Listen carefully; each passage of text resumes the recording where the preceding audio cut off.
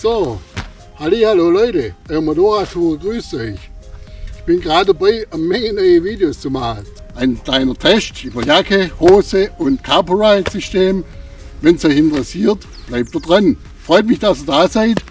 Abonnement wäre super, Daumen nach oben wäre auch super, also und E-Mail oder wenn ihr einen Kommentar schreibt, auch super. Die Jacke, das ist die Speedy und die Hose kommt von X.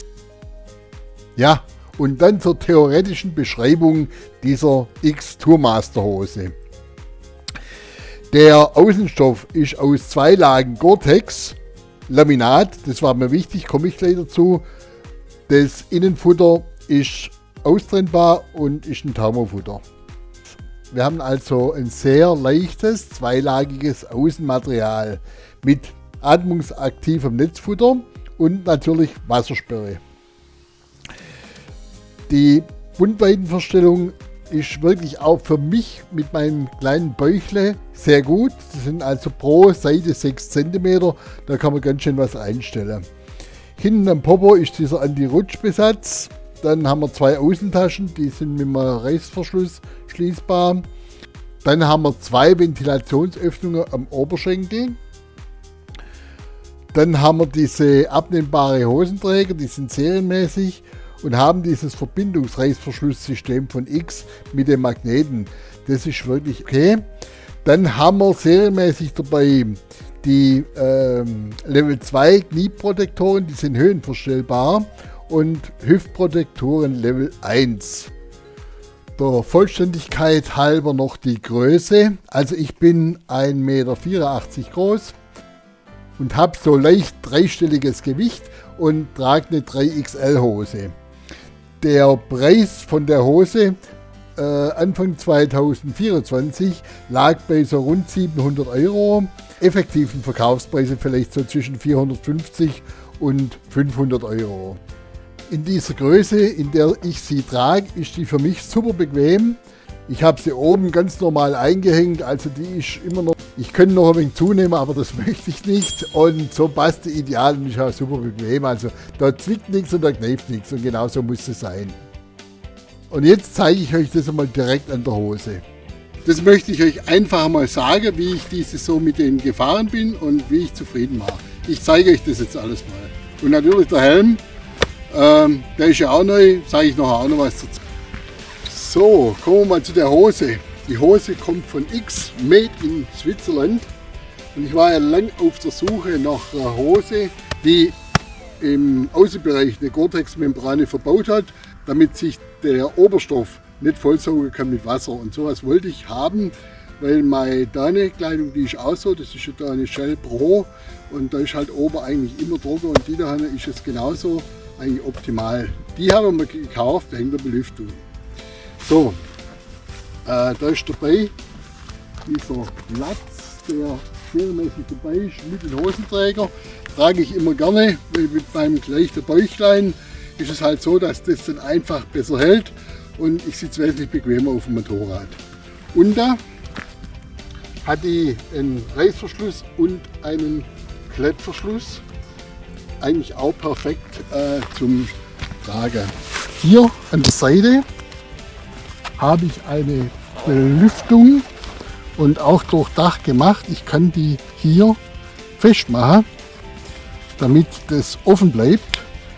Ist im Sommer eigentlich eine gute Sache. Allerdings muss ich gleich sagen, einfach deutlich weniger Komfort wie bei Gleim. Also die Gleim funktioniert da richtig gut. Die hier ja, nicht mehr wie ein laues Lüftchen da drin. Also kann man sagen, ich habe die immer getragen ohne Überhose. Hat funktioniert, die war 100% wasserdicht, muss ich ganz klar sagen. Ist bequem anzuziehen, weil sie oben halt doch relativ weit ist. Ich kann sie enger machen und habe die Möglichkeit, über eine Schlaufe einen Gürtel einzuhängen, wenn ich sowas tragen möchte. Stiefel trage ich drunter, das könnt ihr ja sehen. Und ja, ansonsten die Hose, mit der war ich also rundum zufrieden. Wie gesagt, die Belüftung könnte besser sein, das ist bei Klein besser, aber Die Gleim hat halt wirklich den Nachteil, dass da keine Innenhose drin ist. Und wenn es so wie heute, wir haben heute so, was weiß ich, 6, 7 Grad oder 8 Grad, da ist dann natürlich schon sehr kühl zum Fahren und das mag ich überhaupt nicht. Also genauso eigentlich auch die Karlsbadjacke von Gleim, die ich habe. Für mich ist die unter 13, 14 Grad mal überhaupt nicht zu fahren. Viel zu luftig und da musst du dann 3 Jacken drunter ziehen, dass das nicht friert. Und mit der Dichtigkeit ist das auch so ein Thema. Also, ja, mit der bin ich wirklich nicht hundertprozentig zufrieden. Gut, es ist wie es ist. So, wir gehen jetzt weiter zur Jacke. Speedy H2 Out. Dann erstmal zur technischen Beschreibung der Speedy H2 Out Jacke. Also für mich war so, die Marke Speedy, muss ich ganz ehrlich sagen, das kannte ich vorher so überhaupt nicht. Bis ein Bekannter zu mir gesagt hat, du, guck dir doch mal die Jacken von Speedy an, die sind wirklich echt gut. Und gut, sie hat ja mittlerweile als Hauptjacken im Bekleidungsangebot. Also habe ich gedacht, ich bestelle mir mal so eine Jacke und sag mal, wie es funktioniert hat. Also die Außenhaut ist aus hochwiderstandsfähigem Polyester und überall verstärkt an den Bereichen, wo es halt ein bisschen härter zugeht. Dann haben wir eine herausnehmbare Membrane, 100% Wasser- und winddicht und atmungsaktiv. Das ist das erste Innenteil. Das zweite Innenteil ist das abnehmbare Thermofutter mit 100 GWh, also richtig was Wärmendes. Dann haben wir ein Ventilationssystem über Klappen auf Brust und Rücken. Das heißt, zeige ich euch nachher, kann man mit Reißverschlüssen aufmachen und einhängen. Also wenn man nur die Oberjacke trägt, das ist wirklich auch richtig luftig. Die meiste Frischluft bringen dann die Lufteinlässe an den Ärmeln, die kann ich auch aufmachen. Dann haben wir Force-Tech-Protektoren an Schultern und Ellbogen. Den Rückenprotektor habe ich selber eingebaut, der ist also optional und separat zu bezahlen. Man hätte noch die Möglichkeit, hier eine absolut wasserdichte Membran einzubauen. Die Jacke ist wirklich absolut vielseitig verstellbar und kann also jeder wirklich, ich denke mal, da findet jeder in seiner Größe natürlich die richtige Einstellung. Sehr viele reflektierende Streifen. Wir haben 4 Außentaschen vorne und ein Außenfach auf der Rückseite und eine Innentasche. Also das ist eigentlich schon so eine Jacke eigentlich für das ganze Jahr. Die Speedy-Jacke trage ich auch in der Größe 3XL, passt bei mir ideal. Der Preis der Jacke, also die liegt im Internet so bei 500 €, Listenpreis. Wenn man ein sehr gutes Schnäppchen macht, kauft man sie schon für zwischen 275 und 320 € ein. Es gibt da verschiedene Handelshäuser, die das anbieten und da hat man wirklich einen sehr guten Gegenwert. Dazu kommt dann noch ein Rückenprotektor. Da habe ich mir den Originalen von Speedy beschafft. Das ist ein Level 2 Rückenprotektor für rund 50 €. Und jetzt ziehen wir sie mal an und dann kommt die Beschreibung. So, also wie gesagt, 3 Jacken ineinander. Und die Innenjacke sind hier verknüpft mit einem Druck. Also ihr könnt es hier sehen, wir haben hier einmal die Innenjacke, die Stoffinnenjacke, dann haben wir hier die Trägermembrane außen drauf und haben hier den Außenstoff, der auch nochmal wasserabweisend ist, nicht wasserdicht, auf jeden Fall. Also wie gesagt, ich habe sie angehabt, ich habe immer die Trägerjacke drüber gezogen, wenn was war und ich habe da keine Schwierigkeiten gehabt. Was ich absolut schätze an der Jacke, ist zum einen, dass sie super bequem ist, auch wenn sie ganz zu ist. Zum anderen, wenn ich sie offen fahre, also ohne die Membranen, ohne die Innenjacke, habe ich hier überall Belüftungsmöglichkeiten, die ich dann so aufmachen kann und hochklappen kann. Also echt, das ist auch super. Die ist sehr gut belüftet. Nicht so wie die Gleimjacke, also die Gleim ist, was das anbelangt, echt das Beste, was ich je gehabt habe. Aber ansonsten ist die, für den Preis muss man ja auch sehr eigentlich auch optimal zum Tragen. Also ich finde die Jacke eigentlich wirklich top. Und ja, das Weitere sage ich euch dann nachher noch. Also wie gesagt, ich habe jetzt alle 3 Jacken drin. Ziehe die jetzt mal an. So, da ist es ziemlich dicht, das ist schnell klar.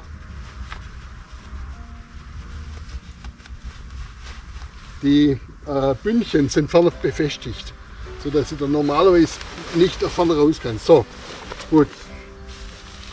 Dann mache ich hier mal zum ersten die Innerjacke. Die Innerjacke kann ich auch so tragen. Also auch ein Vorteil, wenn ich unterwegs bin, ich muss sonst nichts mitnehmen. Ich habe die dabei und das ist dann okay.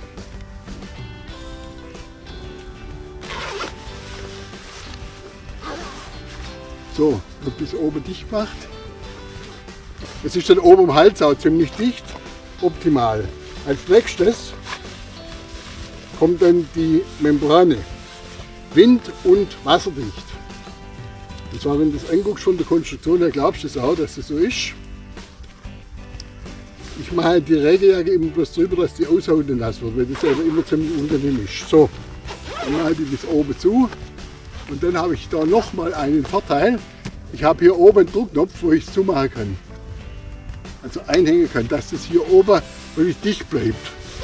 Und das dritte, so, das mache ich mit dem Klettverschluss fest. Und das dritte ist jetzt die Außenhaut, der Außenstoff.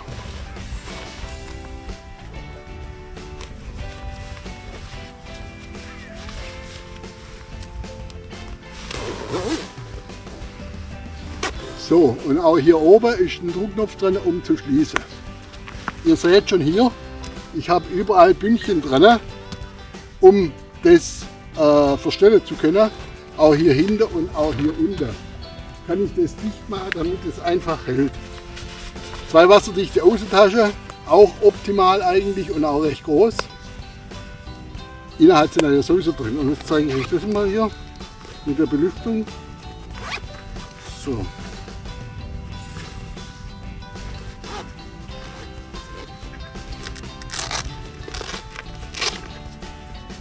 Also, dann habe ich hier das Netz optimal. Ich mache das jetzt wieder zu. Oben wird es mit einem Klett befestigt. Und hier und so. Okay. Und das gleiche habe ich hinten auch nochmal. Protektor war glaube ich dabei, weiß ich jetzt gar nicht mehr. Sage ich aber in der Beschreibung, schreibe ich das rein. Und jetzt echt ein riesen Vorteil. Da kommen wir jetzt dazu. Also was ich jetzt auch richtig super finde, das sind die weit öffnende Ärmel. Weil, weiß ja jeder, wenn er den Handschuh drunter legen will, das ist ja immer ein Mist, weil du immer hängen bleibst. Und zwar ist es so, wenn ich den Handschuh anziehe, ziehe ich den aus über die Bündchen drüber, schnallen fest, mache da zu. Und jetzt kennt ihr das ja bestimmt, dass die Bänder manchmal flattern im Wind. Und das haben die von Speedy ganz einfach gemacht. Und zwar, ich lege den einfach innen rein und mache hier den Druckknopf fest. Und dann hält es. Eigentlich wirklich eine optimale Sache. So, jetzt fahre ich mal weiter. Und der Rest dann in der Beschreibung oder ja, also mit der Jacke bin ich auf jeden Fall zufrieden. Und auch zum Preis sage ich nochmal was. Die habe ich im Abverkauf beim Polo gekauft. Einwandfreie Sache. Wie sieht jetzt also das Fazit aus? Also erstens Hose. Die Hose hat mich vollkommen überzeugt beim Fahren. Wie im Video schon genannt, habe ich die immer ohne Überhose gefahren, auch bei stärkstem Regen. Die war immer dicht. Klar, die Belüftungen müssen halt hier zu sein und ich trage sie außen drüber. Die hat sehr gute Reflexionsstreifen, also man wird gesehen und ist super bequem, wirklich. Also kann ich ganz klar sagen, auch für mich mit nicht gerade leichtem Gewicht wirklich super bequem. Das ist eine Ganzjahreshose, auch bei Temperaturen, die schon sehr runtergehen, mit der Innenhose drin, die auch nochmal sehr dicht ist und wirklich nochmal weiter Schutz vor Kälte bietet. Eigentlich ideal. Also mich hat es nie gefroren in der Hose, egal wie ich sie gefahren habe. Problematisch finde ich etwas die Belüftung. Das muss ich sagen, da habe ich mir deutlich mehr davon versprochen. von der Gleim, die ja da wirklich äußerst luftig ist, wenn man sie aufmacht. Und hier, da merkst du ihnen wirklich also fast gar nichts eigentlich, wenn man nicht ein bisschen schneller fährt.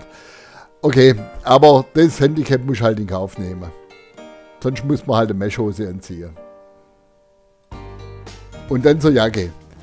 Also die Jacke, muss ich sagen, ist weit besser, wie dass ich mir das vorgestellt habe. Man muss das natürlich mögen, diese 3 Jacken ineinander, weil das ja beim Zumachen, wenn ich alle 3 schließen möchte, schon relativ viel Arbeit ist. Ja. Wenn er auch denkt, sag mal, der Typ, der kriegt die Jacke gar nicht richtig zu. Also ich habe eine Behinderung am rechten Daumen und manchmal ist das für mich nicht ganz so einfach, dahin zu langen. Und das ist das, was ihr dann auch seht, dass ich einfach die Clips da manchmal 1, 2, 3 Mal anfassen muss, dass ich das hochziehen kann. Aber ansonsten die Membrane, klar 100% wasserdicht. Die Innerjacke absolut top. Also wie gesagt, wo ich da gefahren bin bei 5, 6 Grad, also da wirklich, da friert sich null da drin. Das ist optimal. Und wer noch möchte und sagt, ich möchte keine Regenkombi mitnehmen, da gibt es von Speedy noch eine Außenjacke, die 100% wasserdicht ist zum drüberziehen. Kann jeder für sich selber entscheiden. Ich habe eine ganz normale Regenbekleidung, die ich dann drüber ziehe, wenn es mal richtig schüttet. Und auch hier muss ich sagen, für mich ist die weit mehr wert wie das, was sie gekostet hat. Ich finde sie wirklich super. Und jetzt werden natürlich wieder einige sagen, ja, der Typ da, der spricht doch einen Scheiß raus, weil früher hat er doch eine ganz andere Meinung vertreten, was richtig ist. Aber mittlerweile muss ich sagen, nach sehr vielen Ausflügen überall in Europa, es ist einfach so, dass wenn du mal in den richtigen Piss reinkommst und egal welche Klamotte du anhast, wenn ich wegfahre, sind ja oft viele Leute dabei, die auch verschiedenste Anzüge dabei haben. Da geht es wirklich vom obersten Preisbereich bis runter dann zum untersten Preisbereich. Und eins hat sich gezeigt, wenn du den ganzen Tag im Piss fährst, selbst so eine Gore-Tex Plus oder auch ein Laminatanzug, irgendwann kommt da einfach Wasser rein, weil da läuft das am Helm rein oder du musst das mal ausziehen und so weiter. Das bleibt nie 100% trocken. Also das hat sich bei mir so gezeigt. Wenn du nie absteigst und alles abschützt, dann ist es nicht so, aber du musst mal tanken, du hältst mal an und du hast immer dann das Problem mit Wasser etwas. Also in der Westalbe war so, also selbst die Leute mit teuersten Anzügen haben abends gesagt, so ein Mist, wirklich. Da hat einfach das Laminat wahrscheinlich nachgelassen, ich weiß es nicht. Auf jeden Fall, wenn man eine Regenjacke drüber zieht und fährt, dann ist es halt so, dass das wirklich dicht bleibt. Sofern es in einem Helm oder oben am Hals oder irgendwo reinkommt. Also klar, das kommt natürlich auch immer darauf an, wie es regnet. Wegen dem sage ich, okay, in dem Preisbereich ist das absolut okay. Im Sommer, wenn es richtig warm ist, da fahre ich mit der Kleinjacke, weil die einfach super belüftet ist. Und wenn es dann kalt wird, dann taugt die für mich überhaupt nichts. Da ziehe ich dann lieber die Speedy an oder die Dane an. Und so hat halt jeder seine Vorliebe. Kann jeder machen, wie man will. Ich meine, klar ist natürlich so einen leichten Regenschauer oder wenn es ein bisschen runternieselt, das halten die alle aus. Da brauchst du auch nicht groß eine Regenjacke drüber ziehen oder sonst was. Eben so wie wir das zum Beispiel hatten im Vercors, wo wir da gefahren sind und es pisst wirklich 4-5 Stunden lang und zwar richtig heftig. Da denke ich mal, kommen die Klamotten halt schon an ihre Grenze. Ansonsten, das ist jetzt nur die Wasserdichtigkeit, wie das natürlich vom Abrieb aussieht, wenn man mal runterfällt, das habe ich jetzt mal gar nicht betrachtet natürlich. Aber man muss natürlich auch immer sehen, was das Ding kostet. Ja? Und wenn ich halt eine Stadler kaufe oder eine Klein kaufe, da kann ich dann 5 Speedy-Jacken zum Beispiel drum kaufen und das muss man sich überlegen. Aber das kann jeder machen, wie er will. Ich gebe da auch keine bestimmten Hinweise, was besser ist oder das nicht. Kann jeder entscheiden. Jetzt nochmal danke, dass ihr hier wart. Überlegt euch das alles, könnt ihr ja nochmal einmal anschauen und vergesst nicht den Daumen nach oben zu machen. Bis dann. Tschüss. Und bevor jetzt wieder Anfragen kommen, ich habe beides ganz normal gekauft im Versandhandel bei Polo. Ich habe das beides ganz normal bezahlt. Das waren so Aktionspakete im Winter, also die waren schon relativ preisgünstig. Und es soll jetzt natürlich auch keine Werbung für das Produkt sein. Ihr könnt euch eure eigenen Gedanken dazu machen.